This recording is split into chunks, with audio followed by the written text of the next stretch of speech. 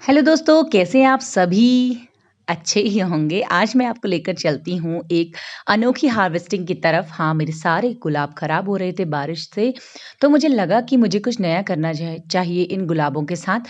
तो मैंने धीरे-धीरे करके सारे गुलाब तोड़ लिए जो बस झड़ने ही वाले थे।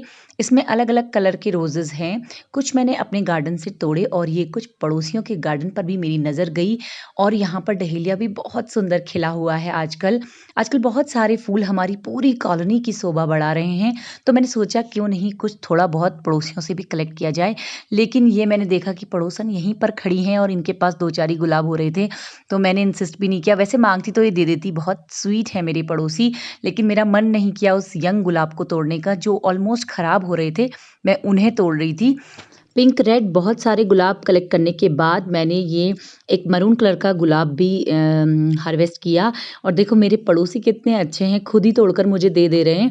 अब मैं चली गई थी अपनी दूसरी पड़ोसी के पास जिन्होंने आजकल अपना पूरा लॉन जो है वो खोद रखा है क्योंकि कुछ खरपतवार उनकी इस घास में घुस आया और यहाँ भी एक कॉम्पिटिशन जारी है कीड़ों और हमारे बीच।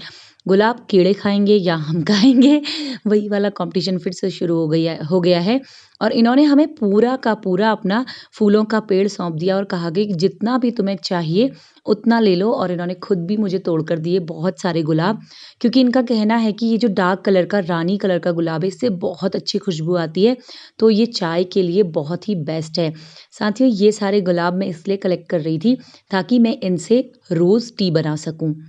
आज मेरा मन किया बहुत सारे हर्ब्स को देख कर के कि क्यों ना होममेड टी बनाई जाए जिससे कि हमें हर्बल टी ऑर्गेनिक टी मिल जाएगी घर में बनी हुई और आज थोड़ा मौसम ठीक है तो मैं जल्दी से जल्दी उसको सुखा भी पाऊँगी। इस तरह मैंने पूरे उनके गार्डन के सारे गुलाब कलेक्ट कर लिए, बड़े छोटे जैसे भी मेरे हाथ पड़े और डार्क गुलाब मैं ज़्यादा कलेक्ट करने की कोशिश कर रही थी।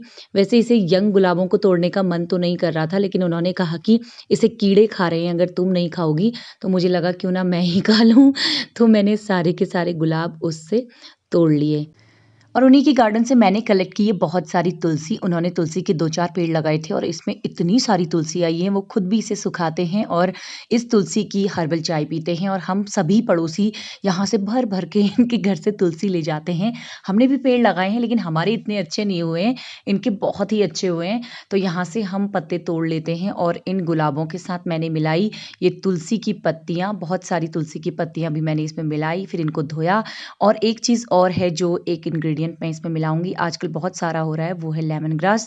लेमन ग्रास के पत्ते भी मैंने इसमें डाल दिए थे काट के, जिनको मैं ऐसे करके कैंची से काट रही थी और इसके टुकड़े-टुकड़े करके मैंने इन तीनों हर्ब्स को मिला करके धो के धूप में सुखाने रख दिया था। थोड़ा-सा धूप में सुखाया और बाकी सब फिर शेड में सुखाया, क्योंकि धूप में एकदम सुखाने से ये एकदम मुरझा जाते हैं, तो मैंने हल्के-हल्के हल्की धूप में सुखाया इनको, फिर इनको शेड में रख कर के छोड़ दिया और 1-2 दिन में इनको पूरा सुखाने के बाद ये लीव्स जो हैं पूरी तरीके से जब सूख गई तो तैयार हुई हमारी हर्बल।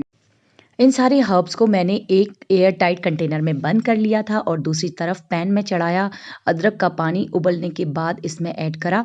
कुछ लोग सीधे-सीधे इसको पैन में भी डाल देते हैं इन हर्बल टी को क्योंकि वो सोचते हैं कि ये उबाल करके ज़्यादा देगा, लेकिन मुझे लगता है कि ये ऐसे पीने के लिए ज़्यादा फ़ायदेमंद है क्योंकि कई सारे एंटीऑक्सीडेंट्स वगैरह होते हैं जो बहुत ज़्यादा ऊँचे ताप पर ख़त्म हो जाते हैं, तो इस तरीके से गिलास में ऐड करके पी सकते हैं या कुछ देर ढक के रख दीजिए गिलास को और उसके बाद छान के पी लीजिए क्योंकि कई बार मुँह में आ जाते हैं, तो ऐसे भी हम इसको यूज़ कर सकते हैं।